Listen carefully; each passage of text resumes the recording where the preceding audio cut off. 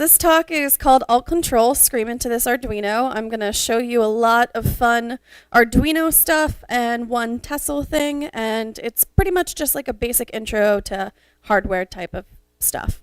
So to start out, I'm going to tell you a little bit about myself. My name is Rachel White. I am at Oho on Twitter. I am a technologist and artist. I have been a software engineer previously at other positions, but currently I'm a tech evangelist at Microsoft. And what that means is I take Microsoft tech and I build cool stuff with it. So I use our cognitive services, which is like facial recognition, computer vision, speech to text, and I build neat things, which I'll show you a little bit in a second. And I'm also a co-host on a podcast on the changelog called JS Party. It's the first JavaScript podcast on the changelog. So if you are interested in learning more about JavaScript, check it out. We're live every Friday. And I am Rachel Nicole on GitHub. Some other things about me is I'm super into glitch art.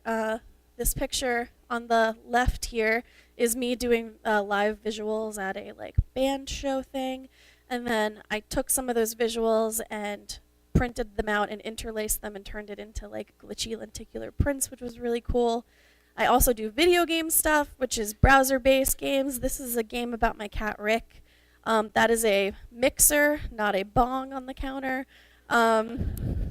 Basically, this is also in JavaScript, and you're Rick, it's your big day, and you just get to walk around the apartment and eat snacks and play with water fountains, and it's not done yet, but it's cute. I also do Twitter bots. So this one is called @isreallycute, and what it does is whenever you follow it, it gives you a really nice compliment and some cowmoji. If you reply to it, it keeps on complimenting you, and there's some really weird compliments in there. And then there's this bot, which I had to shut down because it's a Markov bot, and it said some inappropriate things. And then one I didn't add, which is actually using Microsoft stuff, is it's magical, the letter N, cute. And what it is you tweet selfies at it. And if you tweet a selfie, it uses Microsoft's facial recognition API. It grabs the image, it stores it, it knows where your eyes and your nose and your mouth are, and it overlays really cute animal noses and ears, and then it sends it back to you. So I like using stuff that scares people, like facial recognition, but for good, for good, cute things. That being said, all these things that I do, I just want to let you know that I'm not a great developer. I'm also not great at hardware, and I'm sure that makes you be like, well, then why are we going to listen to you for the next 45 minutes? But trust me, it's worth it. I'm great at problem solving, and that's what I like talking about. I like talking about the process of finding a cool solution and fixing things that are broken. And I love to break things. It's my favorite thing to do because then you get to put it together and it all works and it's super satisfying. So I'm going to tell you about my first hardware project that I ever made, and this was back in 2015. It's called ROBOKITTY. It's an automated cat feeder. It uses Node, Socket.io, and Johnny 5. It's pretty cool. I had no idea that what I was doing, though. It was my first time using Node.js. It was my first time using Socket.io. It was my first time using Johnny 5. And I kind of had to build it because I submitted a conference talk for it, and it got accepted. So I was like, oh, I guess we're doing this. And so, yeah, I built this robot. The source code is rachelnicole/RoboKitty. I wouldn't recommend actually using it to feed your pets because there's no tests, but hey, it's open source, so if you want to write some, go right ahead. This is the really cute logo for RoboKitty that I made, and this is a photo of RoboKitty in action. Cat tested, cat approved, because this is when I was making sure that everything worked, and the servo wouldn't stop, so it just kept on feeding my cat Rick. And he's a chubby guy, so he was like, this works great. I don't know. But this was the original process idea for how I was going to build this. I was like, okay, This is probably why I'm not a actual like production software engineer anymore, because I'm like, I know how it's gonna work. Here's the parts. So you have this computer and it's gonna dispense stuff. There's gonna be a button, and then there's gonna be a Wi-Fi microcontroller hooked up to a servo with a food thing. So I'm going to show you the GitHub for this really quick so it makes a little bit more sense. It's also like, when making this, I realized that the documentation is honestly the hardest part of the project, because if you don't have good documentation and people can't understand it, then like what's the point of making it? So basically, it is comprised of a particle photon, which is a Wi-Fi microcontroller. And you connect to it wirelessly from your local network, and it brings up a page of a local host. So it's not really applicable if you're going to be using it, not inside your house. And when you go to the website, you push a button, and it turns the servo, and it dispenses the food. It's like the simplest project, but it was really well received. I mean, it has like over 700 stars on GitHub, and this was my first project, and I think it's because you have a story that you're telling, you see the beginning and the end, and it's well documented, and it's easy to like build from. So that's about me. That's the kind of stuff that I really enjoy doing. So let's see if I remember the shortcut for this. I do, good. Okay, so let's get a little bit more serious about the hardware stuff. I'm going to talk to you about circuits for a little bit.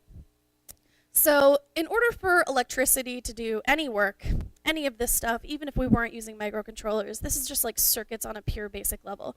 It needs to be able to move, and it wants to flow from a higher voltage to a lower voltage. And if you create a conductive path between a higher voltage and a lower voltage, electricity will flow along that path. And so, like, what does that mean? I drew this lovely little diagram that I copied from a nicer diagram. So basically, this is a circuit. The lines on the left side with the positive and negative is a battery source. It could be like a 9-volt, a coin cell, whatever it is. And it's going to start from the positive end and flow, which is the current flow, through a resistor, and then, it'll light a LED, and that's it. That makes sense, right? So the important thing to know is, so what is the resistor? What is its purpose?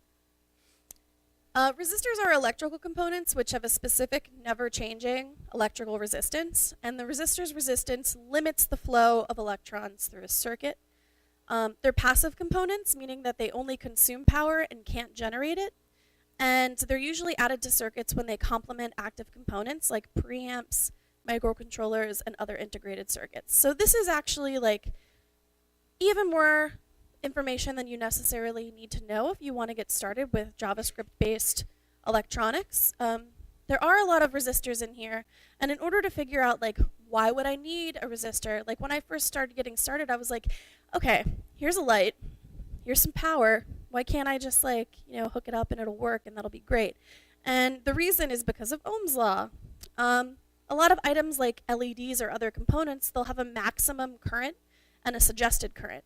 And you want to go with this suggested current, so that's where the equation comes into play, because if you go over the maximum, that's when you light things on fire. And I don't think any of us want to light anything on fire. I've surprisingly never lit anything on fire, which, thank goodness for that. And so Ohm's law is basically the current in amps need to be equal to the voltage divided by the resistance.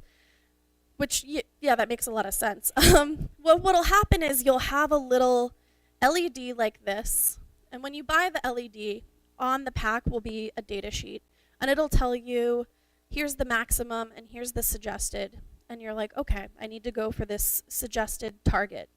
This is a special one because it's a RGB LED, so it has 3 different pins for each color, and then a ground pin for grounding the electricity. So that means I need multiple resistors for each pin. So I need to calculate the ideal suggested current for each pin. And I know how much my power source is because the Arduino Uno only has 2 different voltages, and it's 3.3 and 5 volts. So I take that suggested number for each pin, and then the power source, and just pretty much go from there. It gets a little bit more complicated, and since this is going to be a fun and easy talk, we won't really go into more depth than that. All right, so now I'm going to take a poll. Who here has worked with Node.js? Yay! Who here has worked with hardware? Yay! Okay. Who hasn't worked with hardware but would like to? Yay! Okay, that's good. I'm glad you're here then. So my thought process for any of this kind of stuff is the hardware is the easy part. The Node app is really where all the magic happens. This talk isn't going to be very technical, but there will be lots and lots of demos. So I hope you like interaction and stuff. And I need a volunteer. And usually I say I need somebody I don't know. So I don't know any of you except for 2. So you have to be able to scream really loud. You get to scream. You get to scream like in my general direction. Please don't be shy. Otherwise I have to make her come up here. Anybody? Yeah, come on down. All right.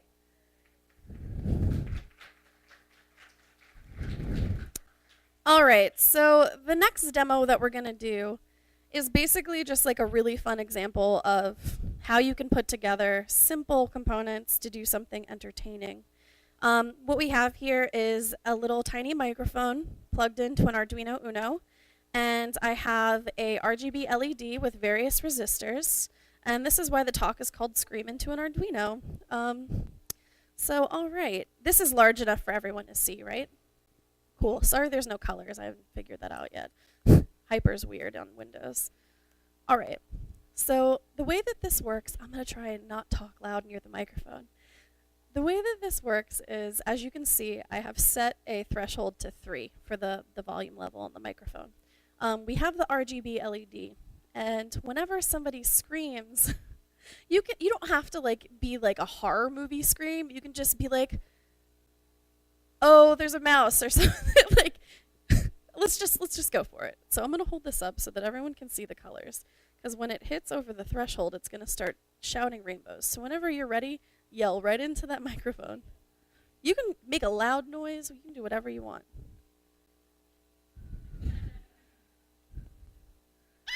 Well, it's got to be a sustained noise. Yeah. There we go. That was good. I'll do it now too, so you can see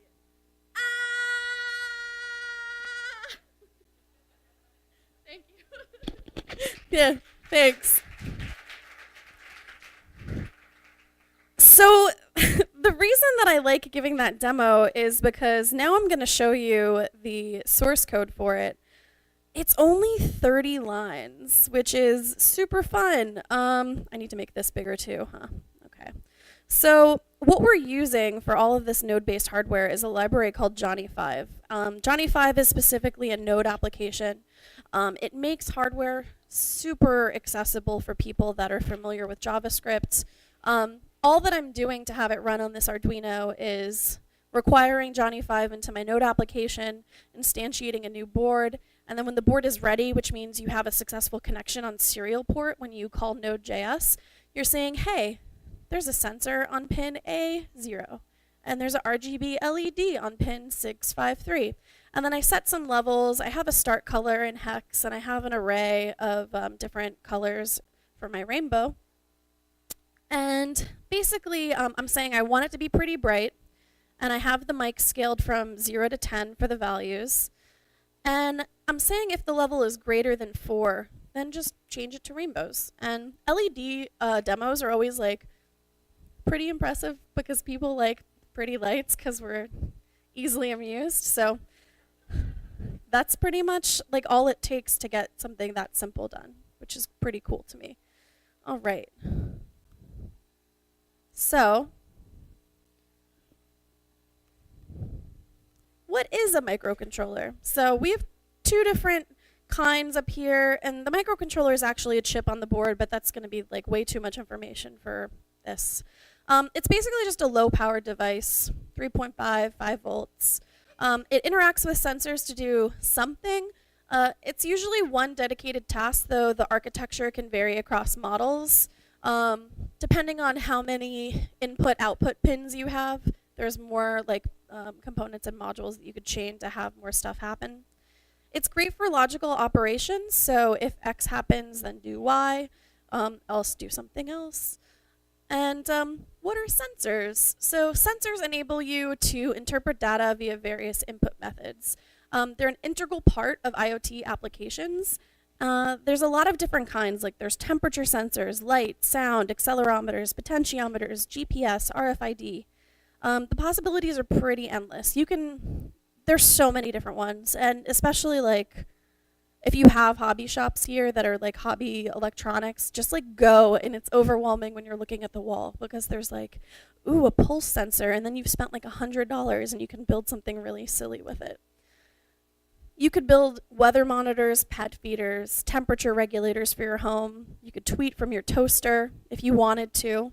So I'm sure it's been done. The same ones that I mentioned before.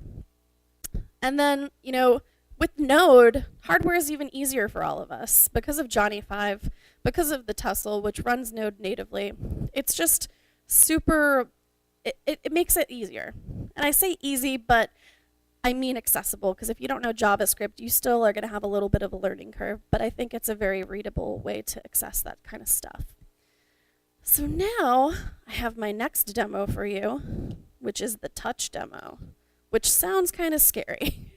I will not be touching you, don't worry. It's capacitive touch. So what we have here is I built this really fancy, elaborate capacitive touch game sensor.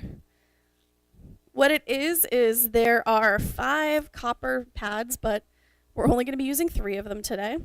And the wires are falling out as I'm telling you about this. And what we're going to use it for is to play a video game, hopefully. And the sensor that it's hooked up to is a capacitive touch sensor that you can get from SparkFun or Adafruit, which are 2 of the bigger, at least in the US, distributors of electronics components. So take my word for it, because this one isn't going to have anything to hold up. This is what it looks like. The right side of the image is the little capacitive touch sensor. It's an input and an output. So you don't even need to use like copper pads. Basically, whenever anything is conductive is what you could use. You could plug it into bananas. You could plug it into like, I've actually seen a demo where somebody took copper tape and put it on beer glasses. So every time we were drinking a beer, it was triggering an input for a video game, which was really neat. So for this one, we are going to be playing Super Mario Brothers. Hopefully, unless it doesn't work, which hardware demos sometimes don't. I don't want to promise you anything. All right. We want to run this. It's connected. It's initialized. Nothing is on, which is good. So now let's start this. Okay, jump is good. Right is good. Left. Okay, let's see how long I can go without killing myself. Okay, please leave me. I'm gonna try one more time. I want to kill that little like, what is he, a Goomba? Okay. I'm gonna wait for him to come to me. Yay! Oh, good. It went the easy way, so you don't have to run the other way. The only bad thing is I haven't written any logic to push 2 buttons at once, so I can't get over this third pipe. So let's just end it right there. So yeah, that's the capacitive touch one. And I like this one too because, I mean, it's acrylic and copper, but you can play a video game and just think of like all the other weird ways that you can interact with stuff. And I don't know, I like it. And the code for that is super simple too. So the touch code is 50 lines, and it uses Johnny 5. It calls the board the same way. I define the pins that I need, but I'm also using a library called Robot.js, which is what is emulating my key presses when I'm in the browser. So when I push these, it's actually like, you are pushing left, you are pushing right, you are pushing X, because X is mapped to jump for JS and S. And that's the little touch interaction. All right. Where is this? Cool.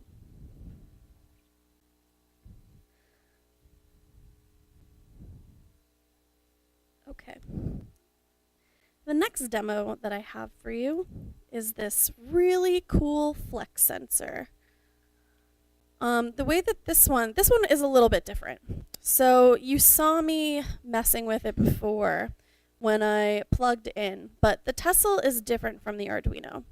The Arduino, usually you write like C on it and you have an Arduino IDE where you have to do custom stuff, but I don't know C, so you have to flash it with a custom firmware called Voodoo Spark.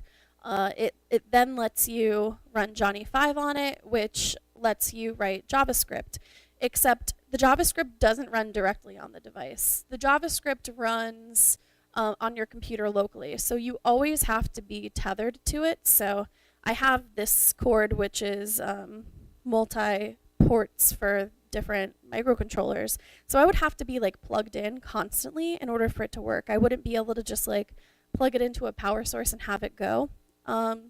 Which is cool for when you're doing this kind of stuff because you're able then to do live logging on your computer as you run stuff. But with the Tesla I can push code to. It also has a Wi-Fi chip on it, so I can push code to it remotely as long as it's hooked up on my network. So I could have this hooked up to a USB and plugged into a wall and be connected on my network and just keep on having code deployed to it. So I would be able to run some like really interesting interactions without having to be tethered to it, and then it'll keep on running even when I'm not connected live. So for the demo for this one, what we have is this flex sensor. I also forgot to mention the way that sensors and microcontroller stuff works is you're just opening and closing a circuit pretty much for everything. Like I'm completing a circuit when I touch this metal. I'm completing a circuit when I define that level on the microphone and I go over a certain like loud noise with it. And then this one is already a complete circuit, but I define the level that I want it to start at, and I define the min and max for what this is flexible. So the more that I flex it, the higher the resistance is going to be for whatever interaction here. And then the way that we are working with the Tesla is those values are mapped to how many pixels are on it. So, like you saw me before, this one actually takes a little bit to run, unless it's already powered up when I plug it in. So, okay. So what it's doing is it's thinking. The blue light will pulse until it's ready for you, or till it's ready to receive any commands. And then once it does, I know that the code is pushed to the board. So it should automatically like be ready to go once it does. But if it's not ready to go, I'm gonna have to push the code again, and then we can have like a conversation or something. Or I have to, is it one solid color or is it flashing colors? Oh no. Okay, so we need to repush the code. But now I can just show you what it looks like because it takes a lot of time. And this flex sensor was an adaptation of Node Botanist's T2 dot star experiments. These LEDs are dot star, which have a certain protocol. And since I don't know C, I made my boyfriend help me rewrite it. And so Dustomop adapted Node Botanists, and now it's easier to work with Node. So, code time, because I actually have to push the code now. So, as you've been seeing with like the touch and the Scream, all I'm typing to get this stuff to run is node index.js. Tesla's a little bit different. It has its own custom interface. And so I'm gonna node, actually I can just run probably, unless it yells at me. We'll see. Yep. CLI crash, okay. Let's do push then. T2 push index.js. So, of course this is happening.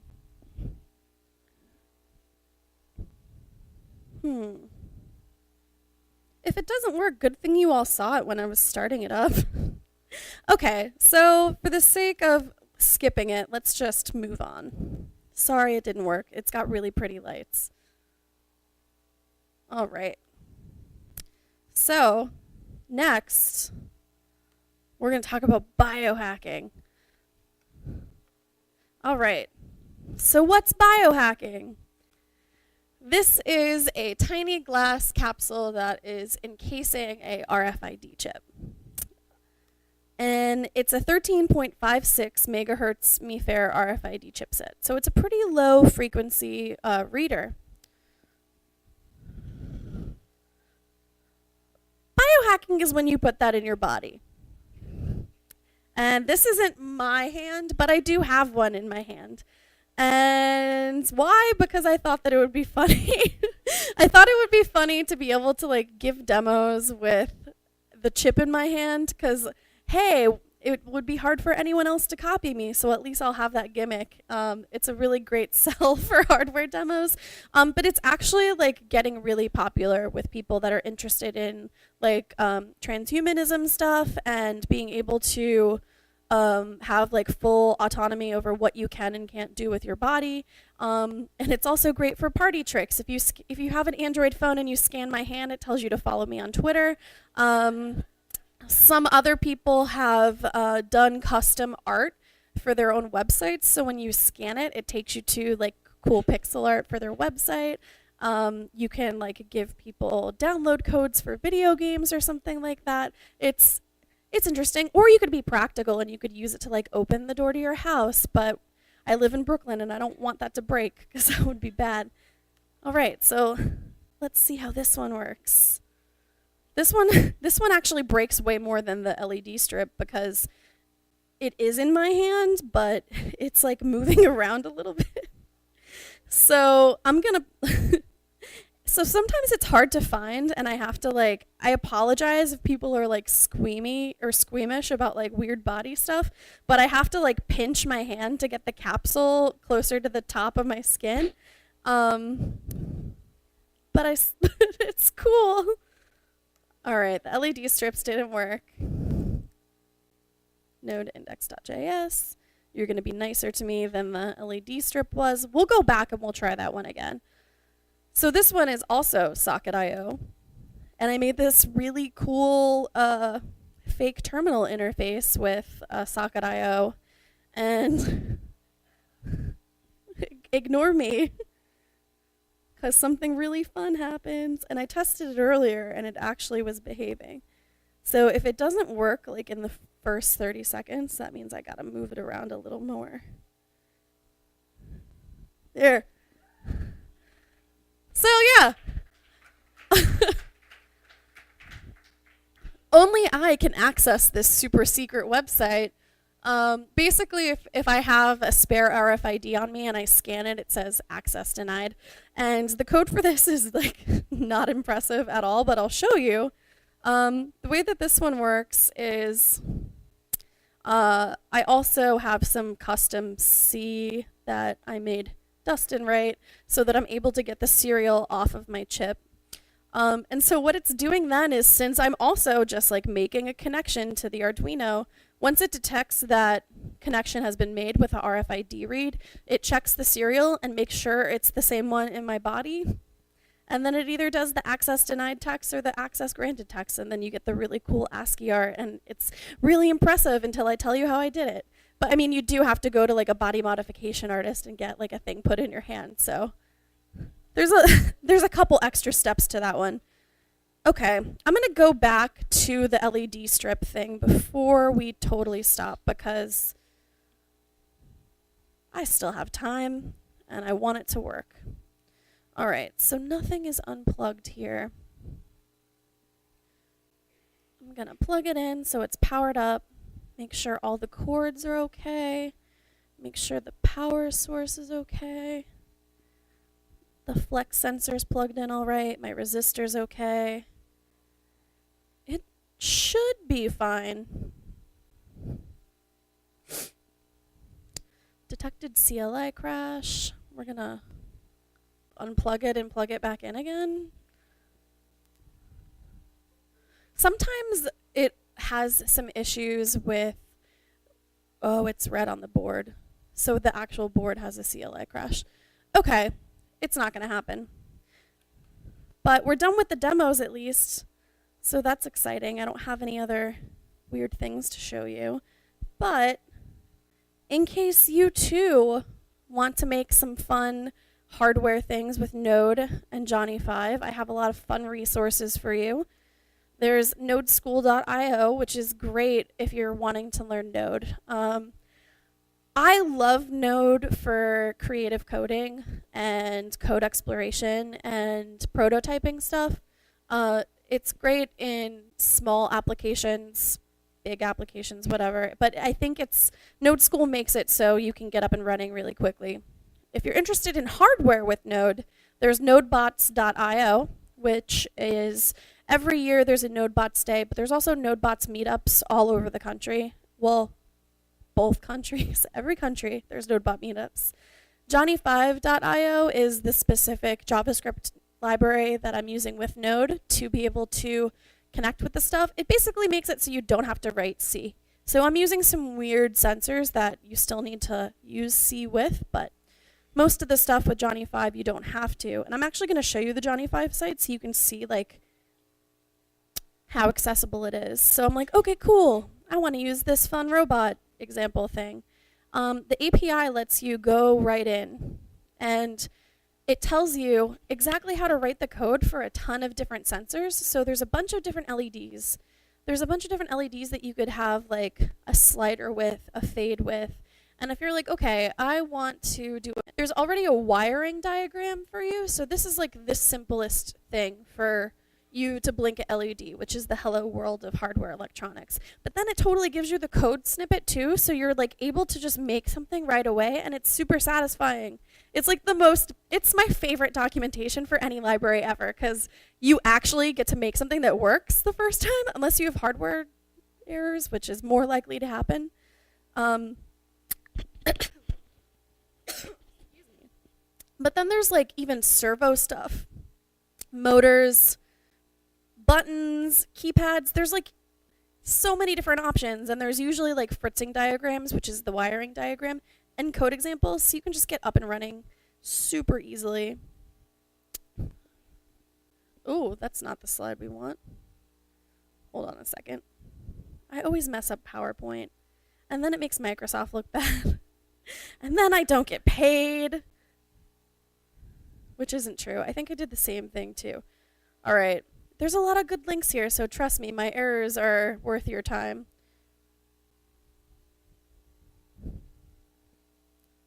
Cool. Johnny 5. There's a book. It's Make JavaScript Robotics. It's really great. There's a ton of demos in it. It tells you how to build an actual robot that you can control. There's Learning JavaScript Robotics by Cassandra Perch, who is amazing. They are who inspired me to do all of this JavaScript stuff. I saw them speak at a conference in 2014, and I was like, how do you do that? I want to do it. And they were like, you can. So now I do, and we're friends, and it's cool. The NodeBots community is one of the most welcoming communities that I've ever been a part of. These are a lot of people that are involved in it if you're big on Twitter. Our Waldron is Rick Waldron. He's the one that made Johnny 5. And I'm not going to go through all these other names, but these are all also people that are super involved with the Node community.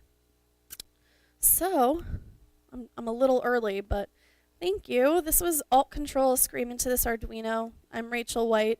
I'm Oho on Twitter.